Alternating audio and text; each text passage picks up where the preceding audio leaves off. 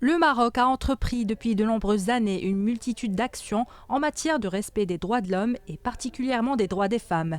C'est ce qu'a affirmé la ministre déléguée auprès du ministre des Affaires étrangères et de la coopération, Barka Bouaïda, lors d'une conférence débat sur le changement climatique et les préoccupations du genre.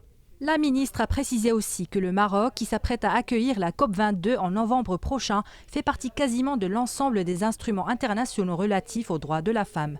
À l'occasion de la journée de la femme, le ministère des Affaires étrangères et de la coopération a maintenant comme habitude annuellement de s'associer à l'ONU Femmes et d'organiser une conférence pour à la fois célébrer la journée de la femme et aussi surtout faire le bilan sur les réalisations en matière des droits des femmes au Maroc et voir quelles sont les perspectives d'évolution. Donc c'était un moment intéressant. On a fait un arrêt sur image pour faire ce bilan.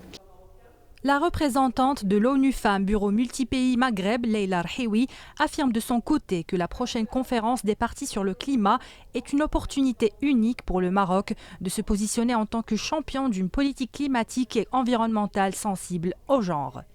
L'objectif de la conférence d'aujourd'hui est une commémoration donc, de la Journée mondiale de la femme sur la thématique critique aujourd'hui et qui est la question du changement climatique et les conséquences que cela a sur les femmes et notamment les plus vulnérables comme vous le savez. Lorsqu'il y a des crises climatiques, ce sont les femmes qui sont les premières victimes de cette dégradation-là.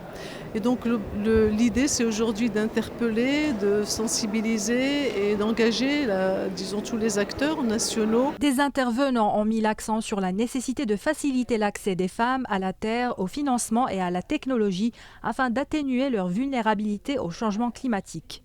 Le Conseil économique, social et environnemental appelle de son côté à garantir la représentativité des femmes dans les instances de prise de décision environnementale et de délibération sur les politiques d'adaptation au changement climatique.